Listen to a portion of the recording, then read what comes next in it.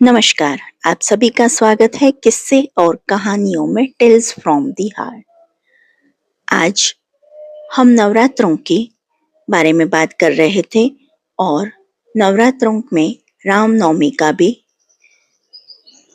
वर्णन है और हम श्री राम जी के बारे में आपसे इस वीडियो में बात करेंगे। जो आपको ये वीडियो पसंद आती है तो please like, share and subscribe करें और कमेंट बॉक्स में जय श्री राम जरूर लिखें। और आप सभी को नवरात्रि की हार्दिक शुभकामनाएं और माता रानी का आशीर्वाद आप सब पर बना रहे, ऐसी मेरी शुभकामनाएं। इस वीडियो में श्री राम जी के बारे में, श्री राम जी के जीवन की प्रमुख घटनाएं का हम बात करेंगे। तो चलिए शुरू करते हैं। श्री राम जी राम भगवान विष्णु के अवतार हैं और इन्हें श्री राम और श्री रामचंद्र के नामों से भी जाना जाता है। रामायण में वर्णन के अनुसार अयोध्या के सूर्यवंशी राजा चक्रवर्ती सम्राट दशरथ के पुत्रेष्टि यज्ञ, पुत्र प्राप्ति यज्ञ कराया, जिसके फलस्वरूप उनके पुत्रों का जन्म हुआ। श्री राम का जन्म देवी कौशल्या के गर्भ से अयोध्या में हुआ था। श्री राम जी 4 भाइयों में सबसे बड़े थे, किंतु अपनी बहन से छोटे थे। भगवान राम की सगी बहन शांता थी, जो श्री राम और उनके तीनों भाइयों की बड़ी बहन थी। हर वर्ष चैत्र मास के शुक्ल पक्ष की नवमी तिथि को श्री राम जयंती या रामनवमी का पर्व मनाया जाता है।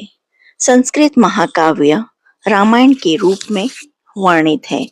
रामायण में सीता की खोज में श्रीलंका जाने के लिए 48 किलोमीटर लंबे 3 किलोमीटर चौड़े पत्थर के सेतु का निर्माण करने का उल्लेख प्राप्त होता है, जिसको राम सेतु कहते हैं। गोस्वामी तुलसीदास ने भी उनके जीवन पर केंद्रित भक्ति भावपूर्ण सुप्रसिद्ध महाकाव्य श्री रामचरितमानस की रचना की है। इन दोनों के अतिरिक्त अन्य भारतीय भाषाओं में भी रामायण की रचनाएं हुई हैं, जो काफी प्रसिद्ध हैं। भारत में भी श्री राम अत्यंत पूजनीय हैं और आदर्श पुरुष हैं, तथा विश्व में कई देशों में भी श्री राम आदर्श रूप के रूप में पूजे जाते हैं, जैसे थाईलैंड, इंडोनेशिया आदि। इन्हें पुरुषोत्तम शब्द से भी अलंकृत किया जाता है। मर्यादा पुरुषोत्तम राम अयोध्या के राजा दशरथ और रानी कौशल्या के सबसे बड़े पुत्र थे। राम की पत्नी का नाम सीता था। इनके 3 भाई थे, लक्ष्मण, भरत और शत्रुघ्न। हनुमान राम के सबसे बड़े भक्त माने जाते हैं। राम ने लंका के राजा रावण, जिसने अधर्म का पथ अपना लिया था, का वध किया। श्री राम की प्रतिष्ठा मर्यादा पुरुषोत्तम के रूप में है। श्री राम ने मर्यादा के पालन के लिए राज्य, मित्र, माता पिता, यहाँ तक कि पत्नी का भी साथ छोड़ा। इनका परिवार आदर्श भारतीय परिवार का प्रतिनिधित्व करता है। राम रघुकुल में जन्मे थे, जिसकी परंपरा रघुकुल रीत सदा चली आई, प्राण जाए पर वचन न जाए की थी। राम के पिता दशरथ ने उनकी सौतेली माता कैकेयी को उनकी किन्हीं 2 इच्छाओं को पूरा करने का वचन दिया था। कैकेयी ने दासी मंथरा के बहकावे में आकर इन वरों के रूप में राजा दशरथ से अपने पुत्र भरत के लिए अयोध्या का राज सिंहासन और राम के लिए 14 वर्ष का वनवास मांगा। पिता के वचन की रक्षा के लिए राम ने खुशी से 14 वर्ष का वनवास स्वीकार किया। पत्नी सीता ने आदर्श पत्नी का उदाहरण देते हुए पत्नी के साथ वन यानी वनवास जाना उचित समझा। भाई लक्ष्मण ने भी राम के साथ 14 वर्ष वन में बिताए। भरत ने न्याय के लिए माता का आदेश ठुकराया और बड़े भाई राम के पास वन जाकर उनकी चरण पादुका यानी खड़ाऊ ले आए। फिर इसी से ही राजगद्दी पर रखकर राजकाज किया।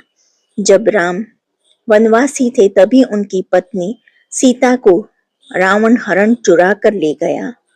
जंगल में राम को हनुमान जैसा मित्र और भक्त मिला, जिसने राम के सारे कार्य पूरे कराए। राम ने हनुमान, सुग्रीव आदि वानर जाति के महापुरुषों की सहायता से सीता को ढूंढा।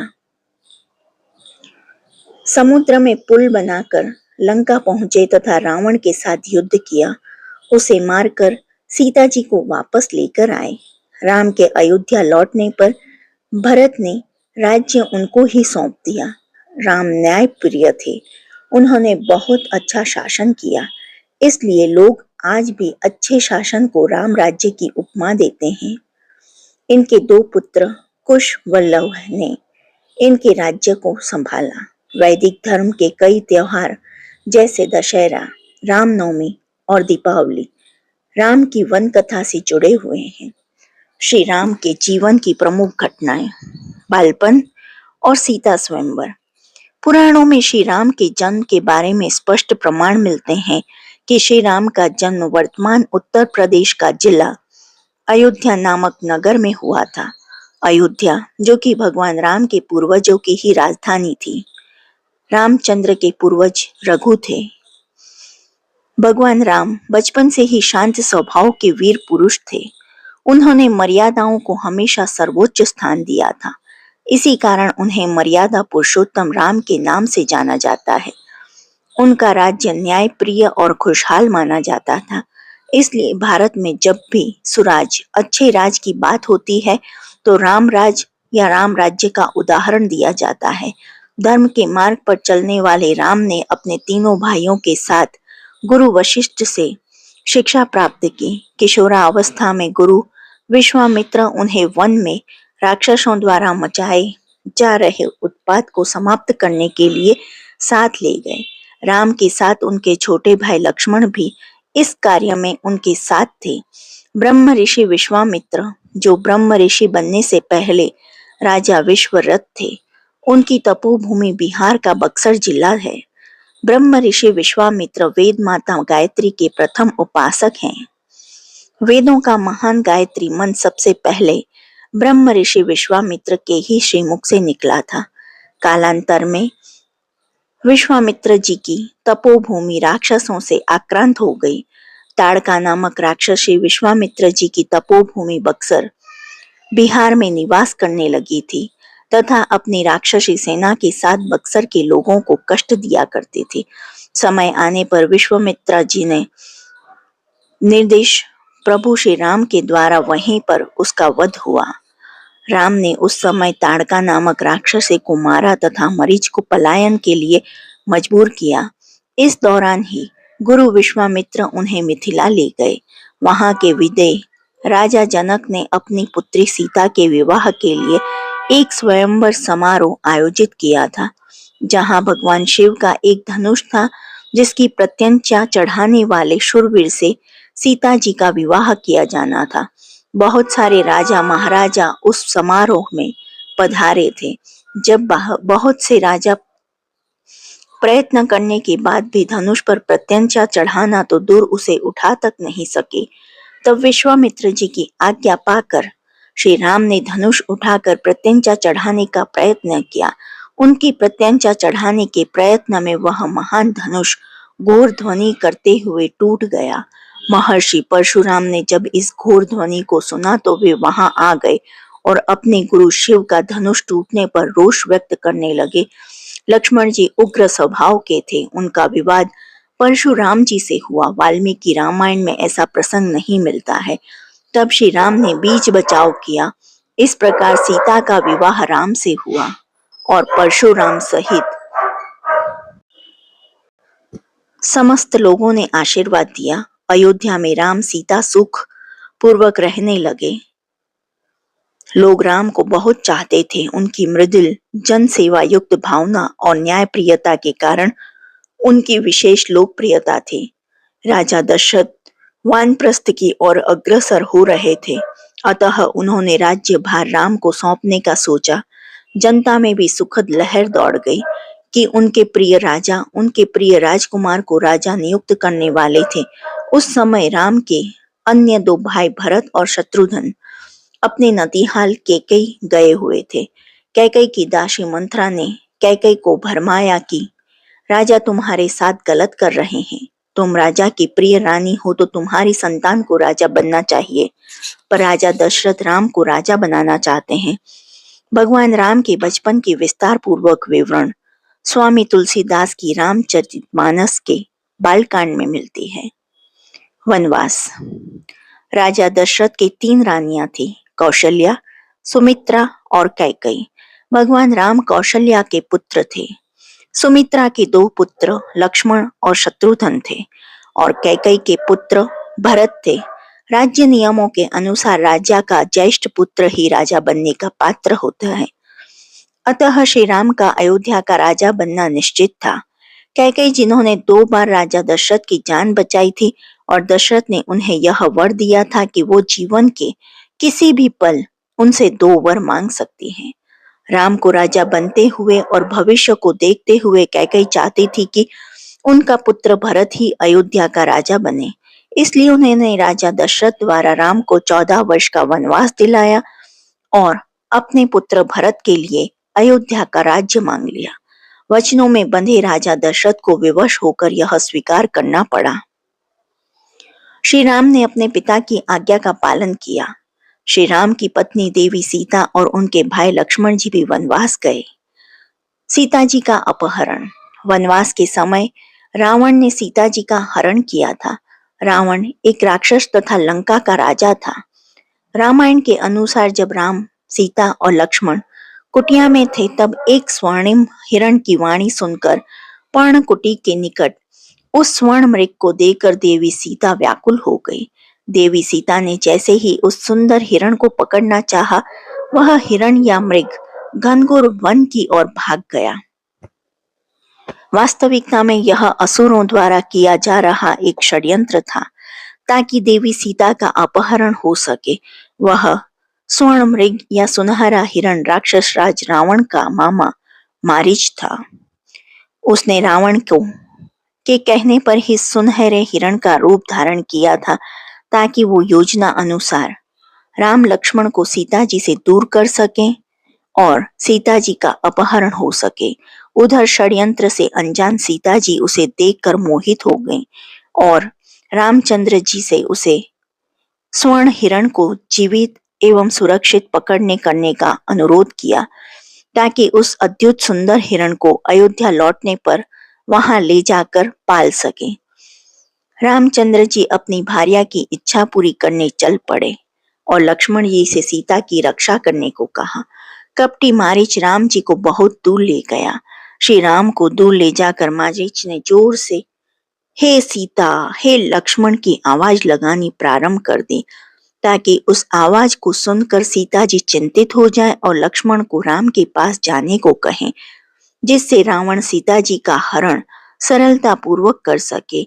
इस प्रकार छल या धोखे का अनुमान लगते ही अवसर पाकर श्री राम ने तीर चलाया और उस स्वर्णिम हिरण का रूप धरे राक्षस मारीच का वध कर दिया।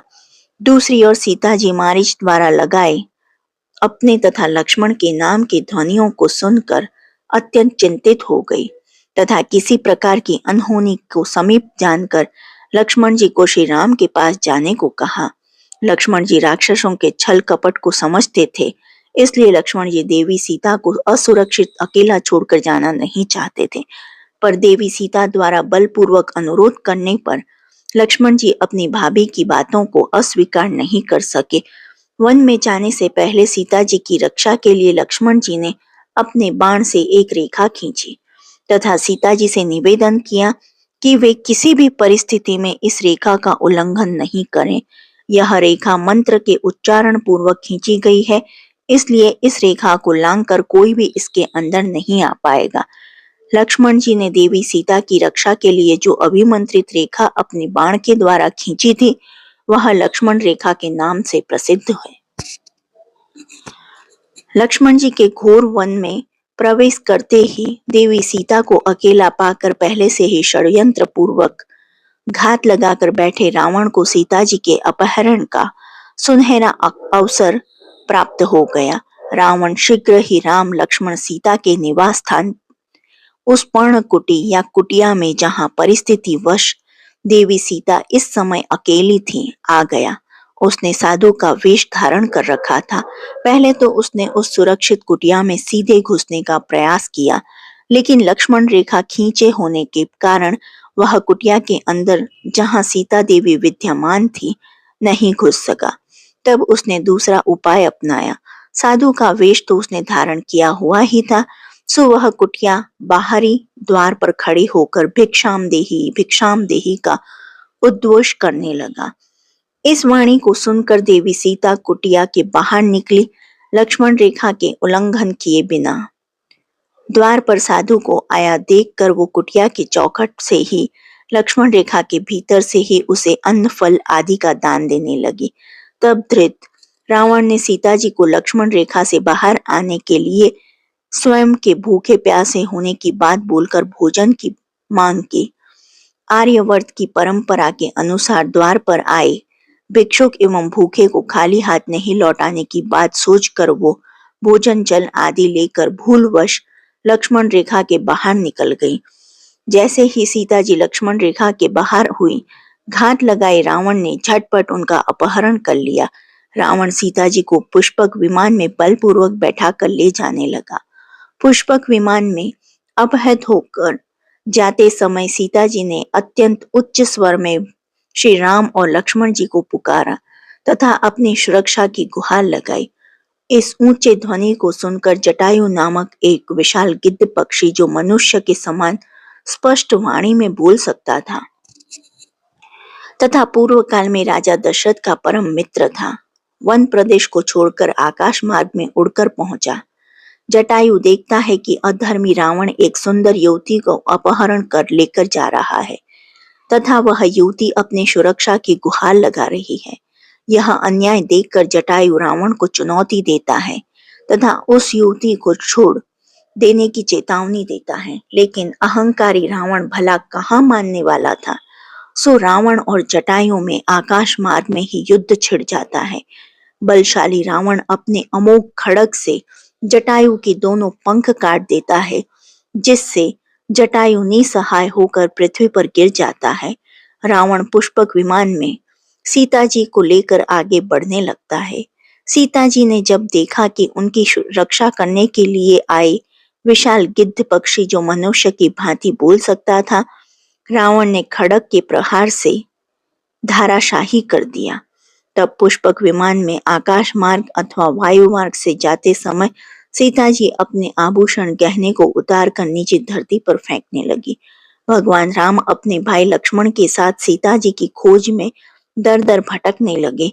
तब वे हनुमान और सुग्रीव नामक दो वानरों से मिले। हनुमान राम के सबसे बड़े भक्त बने। रावण का वध। सीता को पुनः प्राप्त करने के लिए राम ने हनुमान, विभीषण और वानर सेना की सहायता से रावण के सभी बंधु बांधवों और उसके वंशजों को पराजित किया तथा लौटते समय विभीषण को लंका का राजा बनाकर अच्छे शासक बनने के लिए मार्गदर्शन किया। अयोध्या वापसी। राम ने रावण को युद्ध में परास्त किया और उसके छोटे भाई विभीषण को लंका का राजा बना दिया। राम, सीता, लक्ष्मण और कुछ वानर जन पुष्पक विमान से अयोध्या की ओर प्रस्थान किए। वहां सबसे मिलने के बाद राम और सीता का अयोध्या में राज्याभिषेक हुआ। पूरा राज्य कुशल समय व्यतीत करने लगा। दैहिक त्याग। जब रामचंद्र जी का जीवन पूर्ण हो गया, तब उन्होंने यमराज की सहमति से सरयू नदी के तट पर गुप्तार घाट में दैहिक त्याग कर पुनः बैकुंठ धाम में विष्णु रूप में विराजमान हो गए। भगवान राम ने हनुमान जी को क्यों दिया था मृत्युदंड, जानिए इस कथा के बारे में। हिंदू धर्म में महान ग्रंथ रामायण के किस्से कहानियों से तो सभी परिचित हैं। हनुमान की भक्ति के बारे में सब जानते ही हैं। वो प्रभु राम के सबसे बड़े और प्रिय भक्त थे। फिर ऐसा क्या हुआ कि श्री राम को मौत के घाट उतारने के लिए तैयार हो गए। श्री राम हनुमान को मौत के घाट उतारने के लिए तैयार हो गए। यही नहीं, जब हनुमान जी को मृत्यु प्राप्त नहीं हुई तो उन पर ब्रह्मास्त्र से प्रहार भी किया।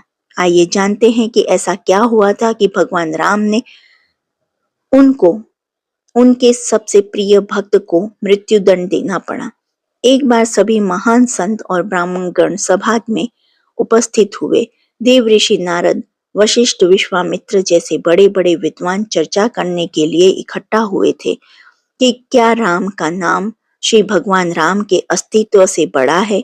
संकट मोचन हनुमान भी इसी सभा में मौजूद थे, लेकिन वो कुछ बोल नहीं रहे थे।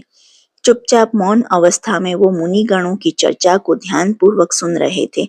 नारद का मत था कि भगवान राम का नाम स्वयं भगवान राम से भी बड़ा है, और ये साबित करने का दावा भी किया। अब चर्चा समाप्त हुई तो सभी साधु संतों के जाने का समय हुआ। नारद जी ने चुपके से हनुमान को सभी ऋषियों का सत्कार करने के लिए कहा, सिवाय विश्वामित्र की दलील ये दी कि विश्वामित्र तो एक राजा है। हनुमान ने बारी बारी से सबका अभिनंदन किया, पर जैसा नारद ने समझाया था कि विश्वामित्र को जानबूझकर अनदेखा कर दिया। अपना उपहास देकर विश्वामित्र क्रोधित हो उठे। वो गुस्से से तमतमा रहे थे। विश्वामित्र ने राम भक्त हनुमान की इस गलती के लिए मृत्यु दंड देने का वचन लिया। भगवान राम हनुमान से बहुत प्रेम करते थे, लेकिन विश्वामित्र भी उनके गुरु थे। गुरु की आज्ञा न टाली जाए, इसलिए राम ने हनुमान को मृत्युदंड देने का निश्चय कर लिया। हनुमान को जब इस बात का संज्ञान हुआ कि श्री राम उसे मारने आ रहे हैं, तो वो कुछ समझ नहीं पाए कि ऐसा क्यों हो रहा है। तब ऋषि नारद ने उन्हें राम नाम जपते रहने की सलाह दी। एक वृक्ष के नीचे बैठे हनुमान जय श्री राम का जाप करने लगे। राम धुन लगते ही वो गहरे ध्यान में लीन हो गए। भगवान राम जब वहां पहुंचे तो हनुमान पर आक्रमण हेतु उन्होंने तीर चलाना आरंभ कर दिया, पर राम नाम में लीन पवन पुत्र का एक बाल भी बांका न हो सका। जब श्री राम ने देखा तो वो असमंजस की स्थिति में पड़ गए। उन्होंने मन ही मन में विचार किया कि जो भक्त मेरा नाम जप रहा है, उसकी मैं तो क्या कोई कुछ नहीं बिगाड़ सकता। अपने तीर विफल होते देख भगवान राम ने कई अस्त्र भी आजमाए, पर हनुमान के आगे सब विफल ही रहे, क्योंकि श्री राम को अपने गुरु के वचन का पालन करना था। भगवान राम ने फिर प्रलयंकारी ब्रह्मास्त्र का प्रयोग किया। भगवान राम का नाम जपते हनुमान पर ब्रह्मास्त्र का भी कोई असर न हुआ। पृथ्वी पर प्रलय जैसे संकट बनते देख नारद विश्वामित्र के पास गए और सब सच बता दिया। इसके बाद विश्वामित्र ने राम को वचन से मुक्त कर दिया, और देव ऋषि नारद ने ये सिद्ध कर दिया कि राम नाम स्वयं भगवान राम से भी ज्यादा शक्तिशाली है। श्री राम चालीसा दोहा। आदौ राम तपोवनादि गमनम हत्वा मृगा कांचनम वैदेही हरणम जटायु मरणम सुग्रीव संभाषणम बाली निर्दलम समुद्र तरणम लड़कापुरी दाहनम पाशद्रावणम कुंभकर्णम हननम एतद्धि रामायणम। चौपाई। श्री रघुबीर भक्त हितकारी, सुन लीजिए प्रभु अरज हमारी। निश दिन ध्यान धरे जो कोई, तासम भक्त और नहीं हो। ध्यान धरे शिव जी मन माही, ब्रह्मा इंद्र पार नहीं पाई। जय जय रघुनाथ कृपाला, सदा करो संतन प्रतिपाला।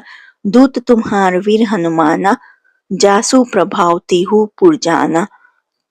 तू भुजंदंड प्रचंड कृपाला, रावण मारी सुरन प्रतिपाला। तुम अनाथ के नाथ गुसाई, दीनन के दो सदा सहाई। ब्रह्मादिक तो पार न पाए, सदा इष्ट तुम्हरे यश गावे। चरिहु वेद भरत है साखी, तुम भक्तन की लज्जा राखी। गुण गावत शारद मन माही, सुरपति ताको पार न पाही। नाम तुम्हार लेत जो कोई, तासम धन्य और नहीं होई। राम नाम है अपरंपार, चारिहु वेदन जाहि पुकारा। गणपति नाम तुम्हरो तिलीन हो, तिनको प्रथम पूज्य तुम कीन हो। शेष रटत नित नाम तुम्हारा, महिको भार शिष पर धारा। फूल समान रहत सो भारा, पावत को न तुम्हरो पारा। भरत नाम तुम्हरो उर्धारो, ताशो कभूम न रण में हारो। नाम शत्रुहन हृदय प्रकाशा, सुमिरत होत शत्रु करनाशा। लशन तुम्हारे आज्ञाकारी, सदा करत संतन रखवारी।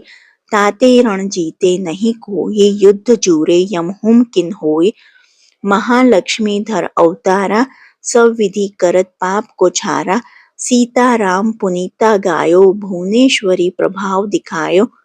घट सो प्रकट भई सो आई, जाको देखत चंद्र लजाए।